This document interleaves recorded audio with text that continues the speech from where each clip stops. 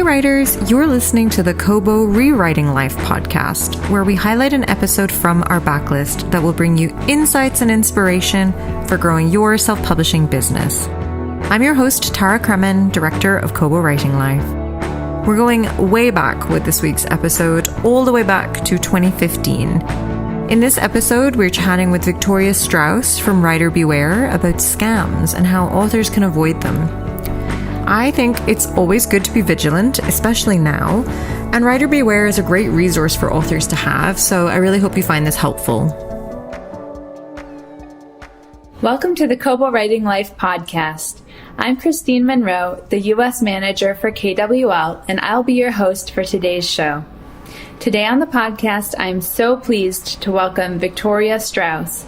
Victoria writes fiction for adults and young adults, and co-founded Writer Beware, the publishing industry group that has become an invaluable resource for authors and industry professionals. Stay tuned as Victoria and I discuss the origins of Writer Beware in 1998, how the digital publishing revolution has changed the landscape of scams and schemes, and the craziest scam Victoria has ever heard about. You won't want to miss it.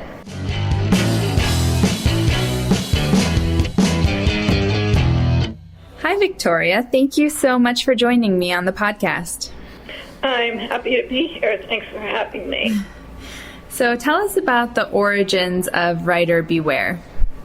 Writer Beware actually got started in 1998. I was interested in doing volunteer work for the Science Fiction and Fantasy Writers of America, which I had just joined. And I saw a call for a volunteer to put together a resource on writing scams.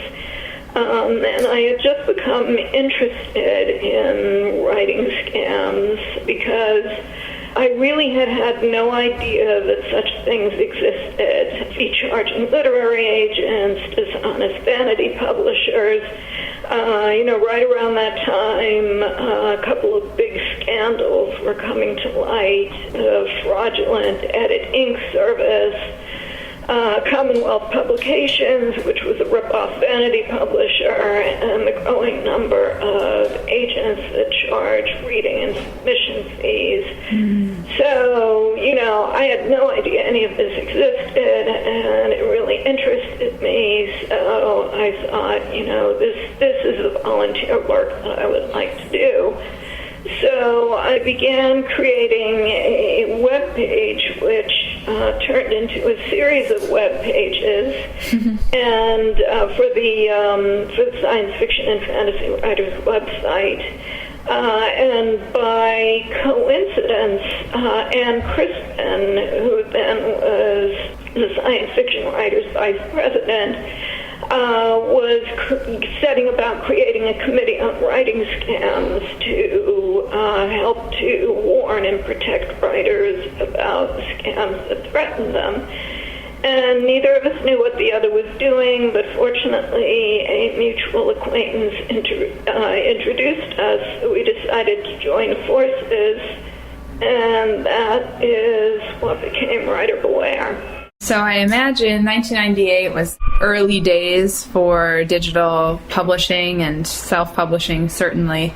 How has the landscape of publishing changed since Writer Beware started? When we first started out, self-publishing, as we know it today, really did not exist. Right.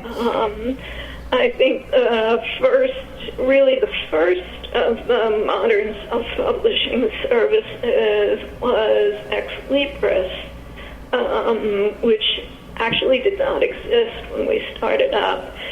So mostly what we heard about was agent scams, because back then, without the self-publishing options, really the only path to legitimate publication was publishing houses.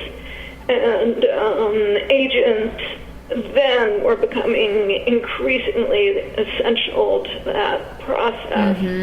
So there were tons of scam literary agents. It was very easy to make a living off of writers who, were desperate to be accepted by big publishing houses. And also vanity publishers were a big issue, to kind of siphon off the writers looking for publication and entrap them in this world of fee-charging publishing. And editing scams were also pretty common with literary agents and publishers that basically served as fronts for editing referral schemes, where a writer would be told that their work was good, but it needed editing. So here's this great editing service that I know about that you can go to, and they'll only charge you $5,000. And, what wasn't revealed was that the agent or publisher actually owned the editing service itself. So those were the three biggies back then in 1998. Fast forward to 2015, we've had the digital revolution, we've had the self-publishing revolution. Authors no longer need to go through traditional publishers in order to create a writing career. So we almost never hear about agent scams these days. Wow. It just really is no longer a lucrative path for the would-be scammer, because so many writers just don't even consider looking for an agent, either because they want to self-publish or because they're interested in small press publishing, right? Which is also something that has grown enormously due to the digital revolution. Mm-hmm. We do still hear about vanity publishers, unfortunately. But the main things that we are hearing about now are services aimed at self-publishing and small press authors, editing services, PR services, and the like. That really is the new frontier of scams. And also a huge problem now, I think even more than in the past, is people offering services that they're not qualified to provide.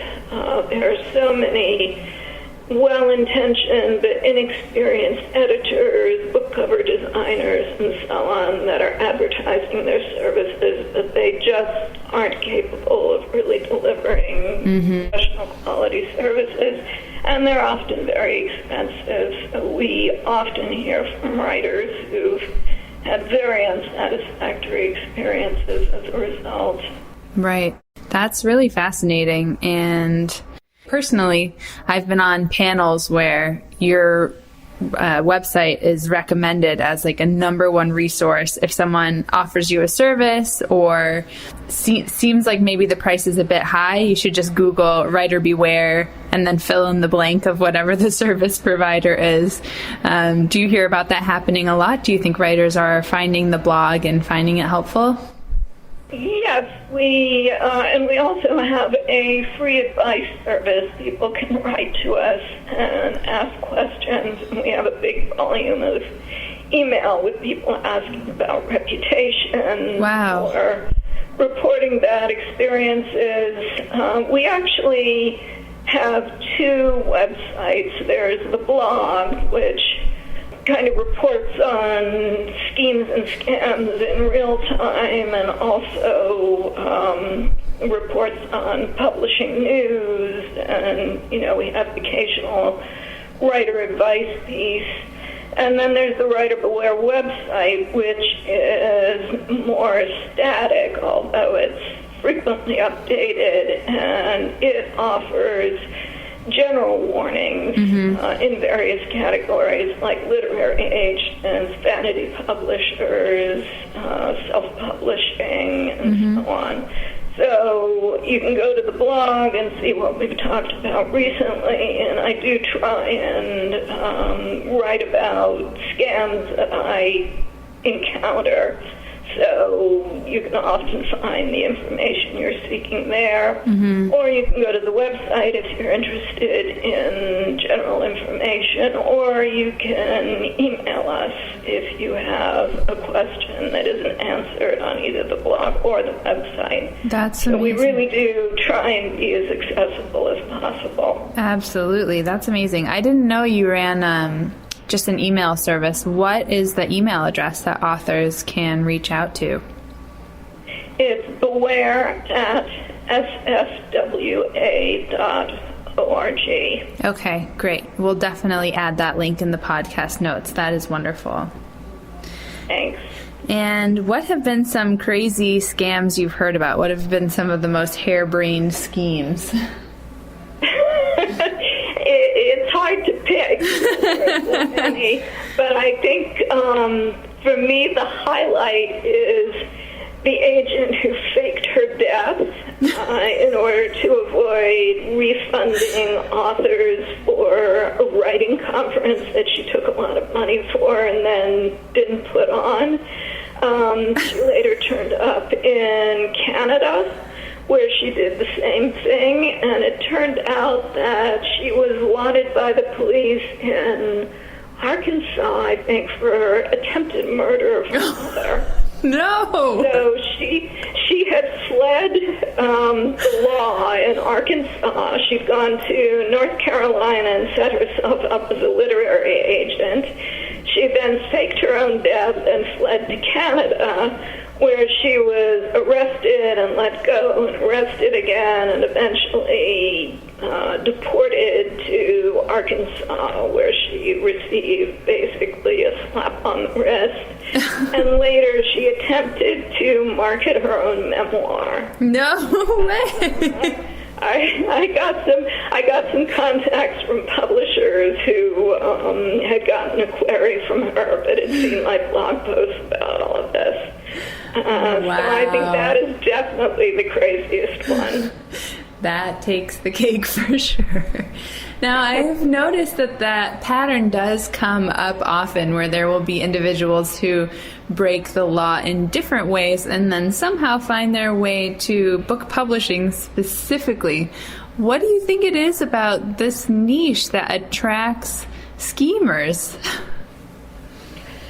Well, I hate to say it, but I think it's because writers are so easy to deceive.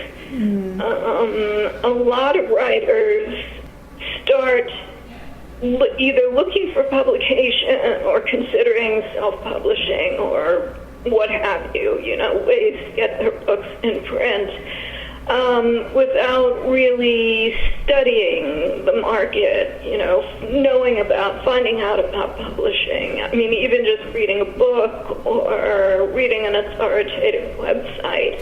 So they know absolutely nothing about the way that things work. They don't know that publishers shouldn't charge fees. They don't know that literary agents shouldn't ask for reading fees. They don't know how to evaluate the qualifications of an independent editor. So it's very easy for them to get entrapped by something that looks slick, but is actually disreputable. And of course, the other thing is that writers suffer so much rejection and they put so much passion and hope into their work. And it's very easy to let your emotion kind of obliterate your gut instinct when somebody tells you that your work is wonderful and they want to publish you or they want to represent you. There may be things about that person that sort of don't seem quite right, or maybe you aren't sure about what they've told you.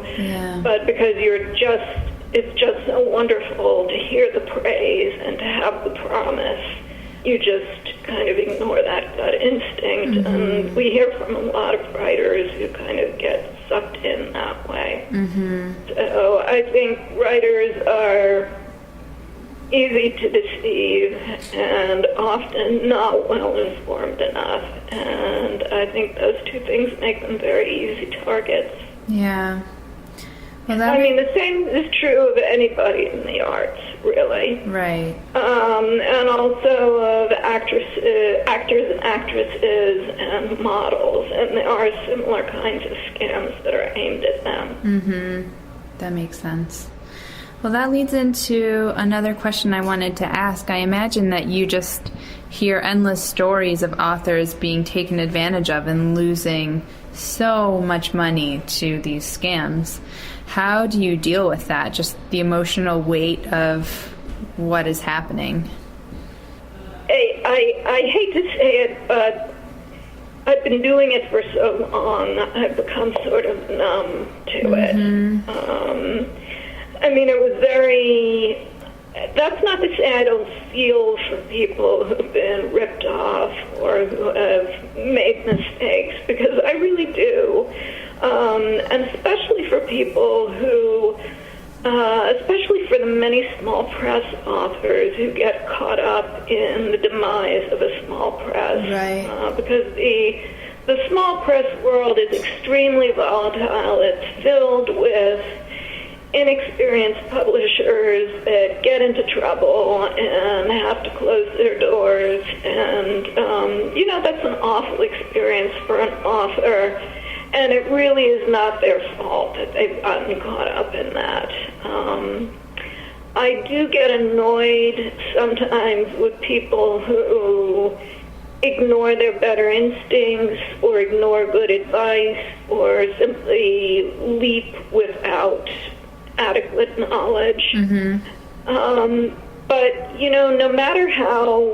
no matter the reason that somebody has been scammed or ripped off, they don't deserve that kind of treatment. So, I treat everybody equally, and I even if I want to say to the person,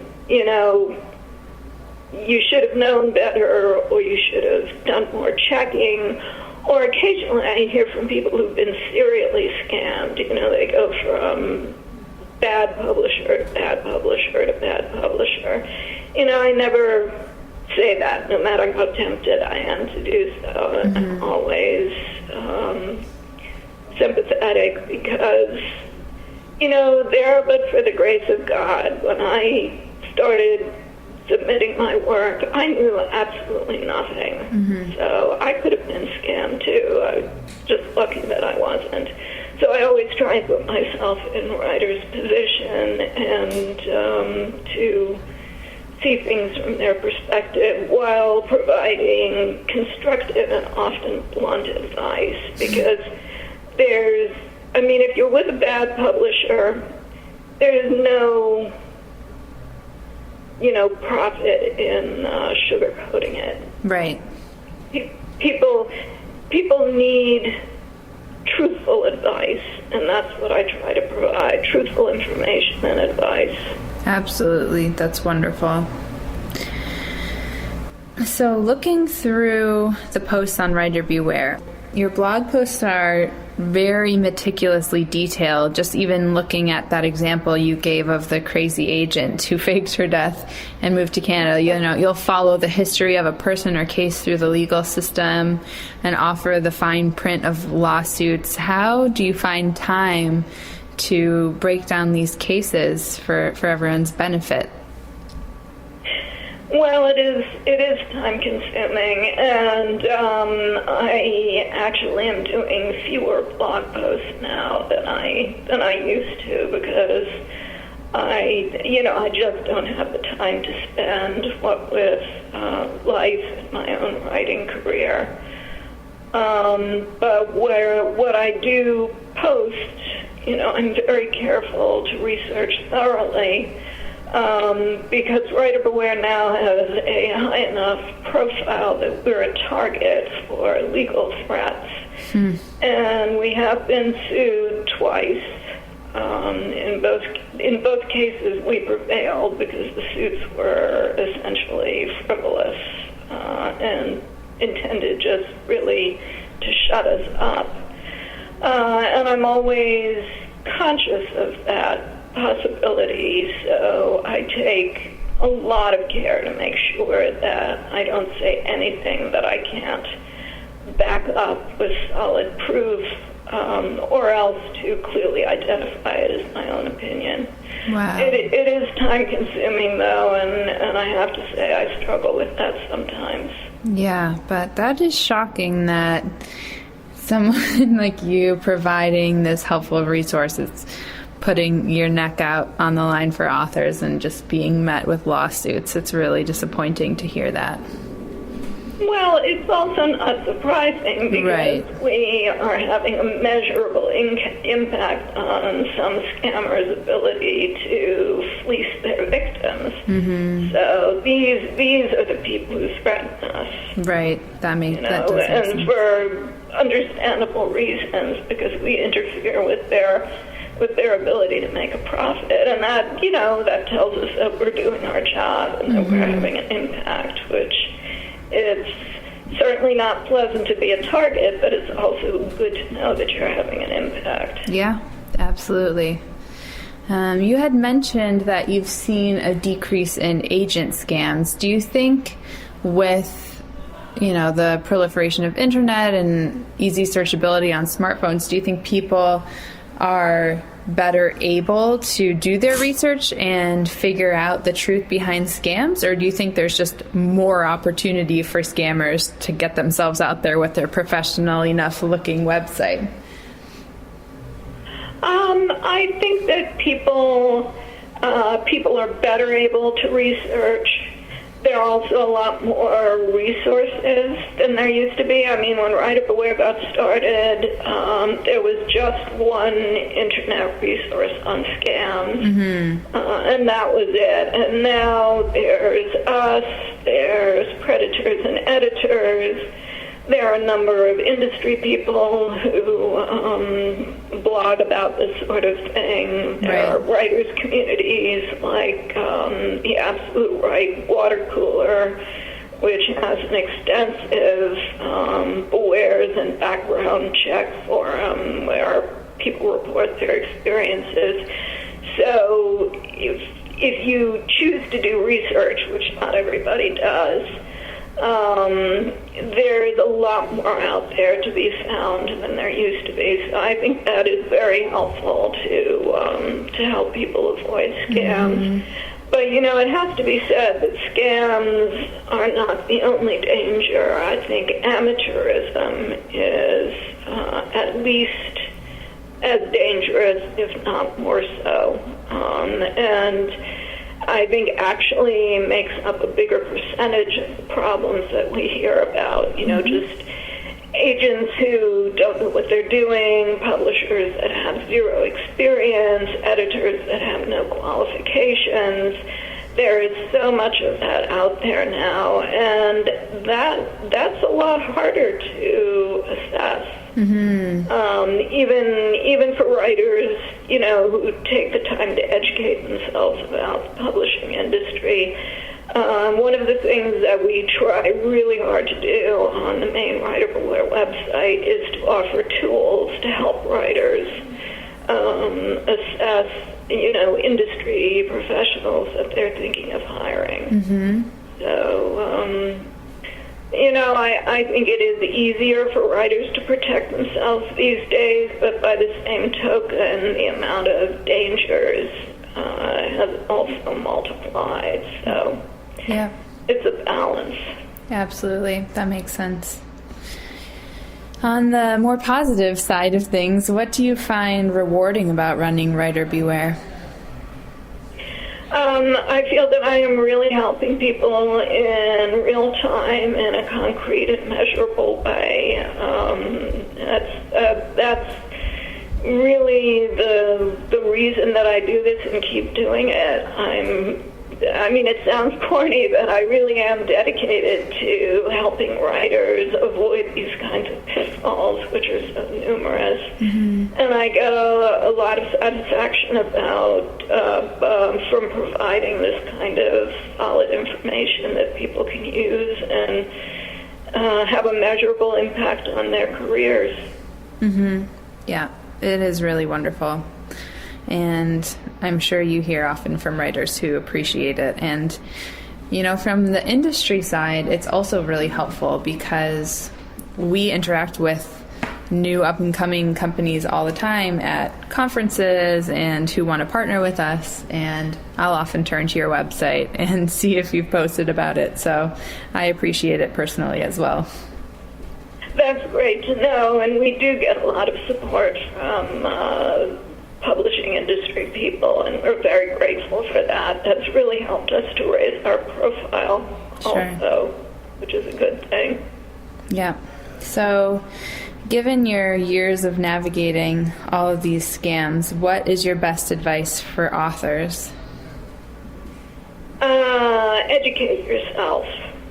No matter what path to publishing you're thinking of taking, whether it's self-publishing, whether it's small press, whether you want to go to one of the mega publishers, you need to know about the publishing industry and the self-publishing industry before you try to jump into it. Mm-hmm. So don't rely on the internet, at least at first. The internet is an incomparable resource, and it's essential, but there's at least as much bad information as good, and if you don't have some basic knowledge to start with, you won't be able to filter it. So, go out, get a book on how to get published, a book on how to self-publish. Books are vetted by editors and publishing companies, are more likely to be accurate and current. Once you have some basic knowledge, then you can go online, participate in writers' communities, read editors and agents and publishers' blogs, participate in social media. There's a huge amount of information out there. But you really need to be an educated consumer, or else you'll get into trouble. Absolutely. I 100% agree on everything you just said.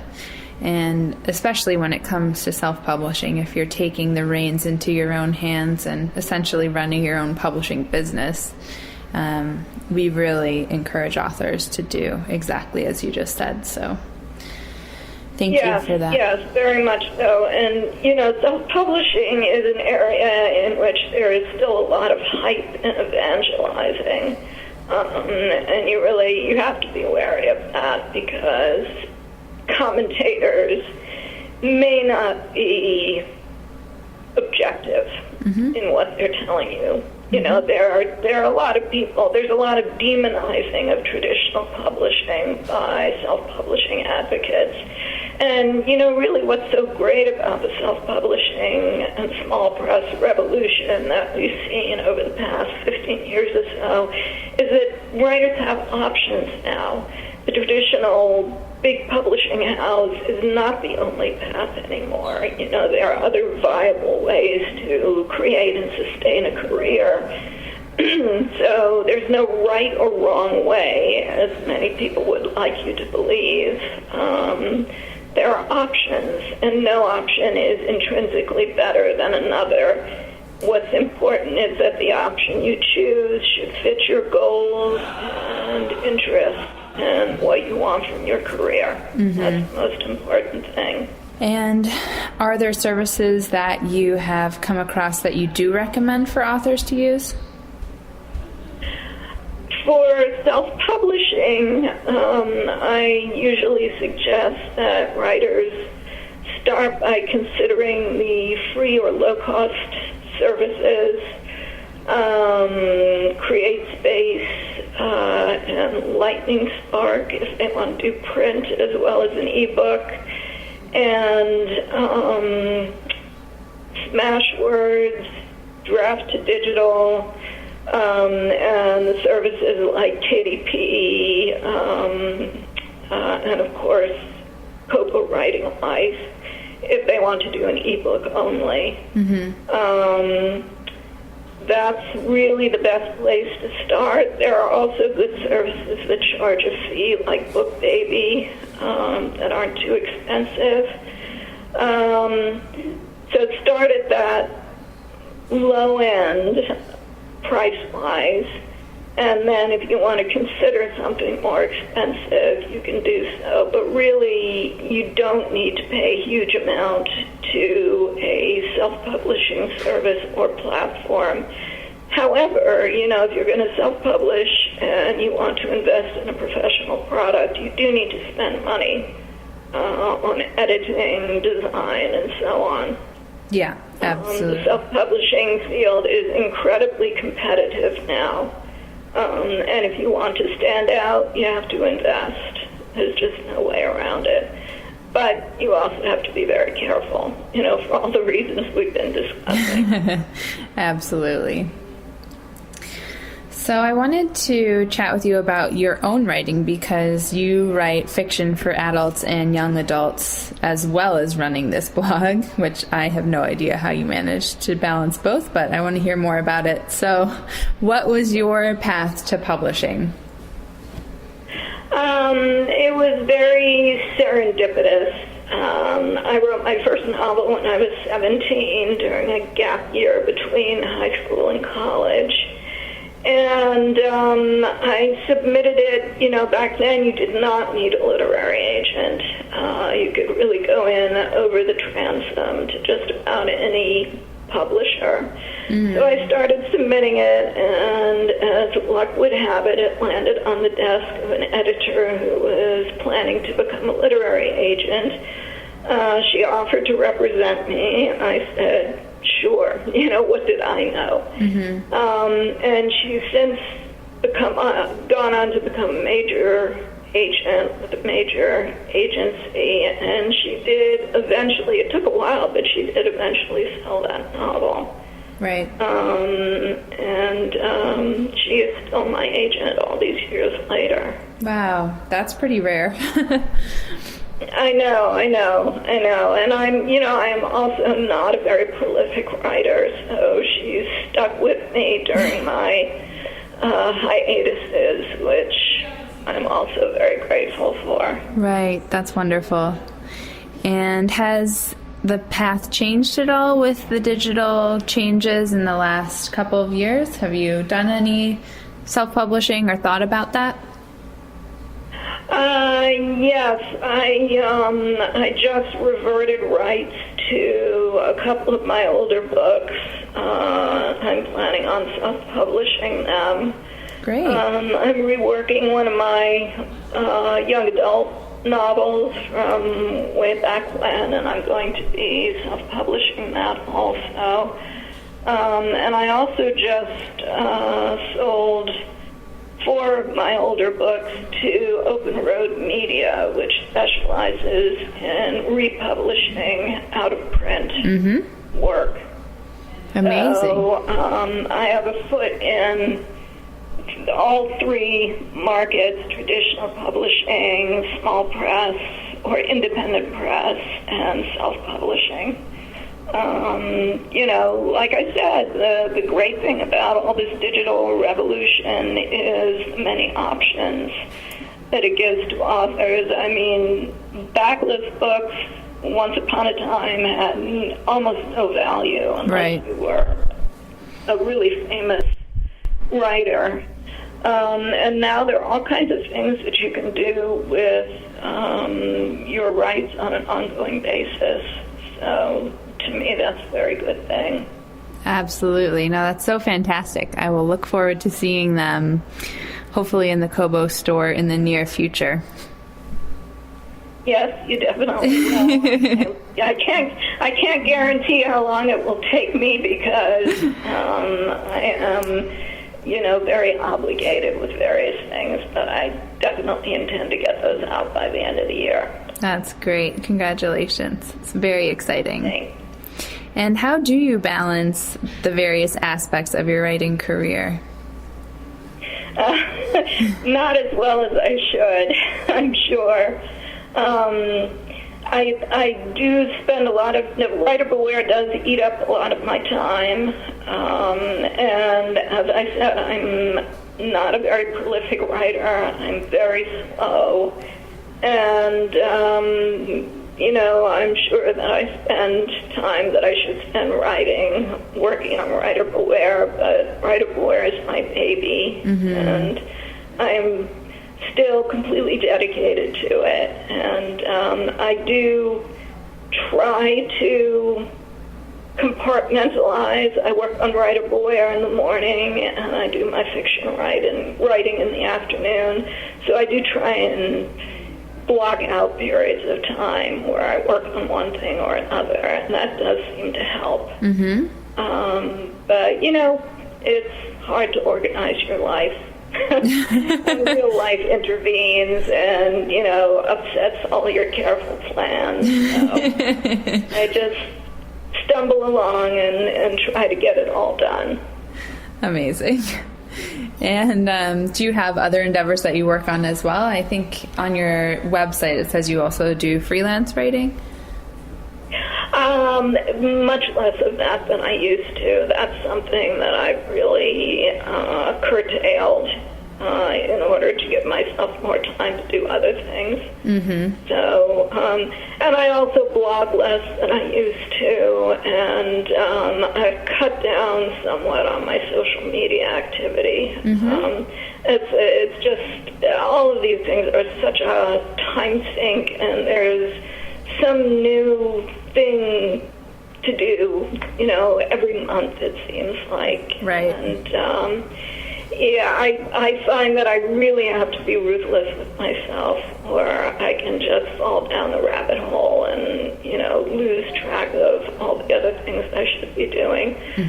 When I'm writing, I have an internet blocking program on my computer. It really helps me to avoid distractions. That's great. I was going to ask what's next or what you're currently working on, but does the self-publishing backlist stuff cover that question, or are you working on something new with your fiction these days? Yes, I'm mostly working on the self-publishing project right now, but I'm also researching a novel that I'm planning on starting probably next year, which will be a return to adult fiction. I did 2 YA novels, and that was a great experience, but now I'm ready to go back to the adult fiction world. Very exciting. Well, we will stay tuned for that as well. So are there any final tips you'd like to offer to our listeners before we close out? Visit Writer Beware and contact us by email, and we'll be glad to offer what help we can. Excellent. Well, thank you. I'd love to hear from your listeners with questions, complaints, or whatever. The correspondence is one of the things I most enjoy about working with Writer Beware. I really like having the contact with writers, so I'm always happy to get email. I bet. That's what I love about my job, too. Thank you so much for offering the amazing resource of Writer Beware and for taking the time to chat with us today. Well, thank you for having me. I really enjoyed talking with you. Thank you for listening to the Kobo Rewriting Life podcast. If you're enjoying this podcast, please be sure to rate, review, and subscribe. And if you're looking for tips on growing your own self-publishing business, you can find us at KoboWritingLife.com. Be sure to follow us on socials too. We're at Kobo Writing Life on Facebook, Instagram, Threads, and Twitter. This episode was hosted by Christine Monroe with production by Terrence Abrahams. Editing is provided by Kelly Robotham, and our theme music is composed by Tearjerker. If you're ready to start your publishing journey, sign up today at kobo.com/writinglife. Until next time, happy writing!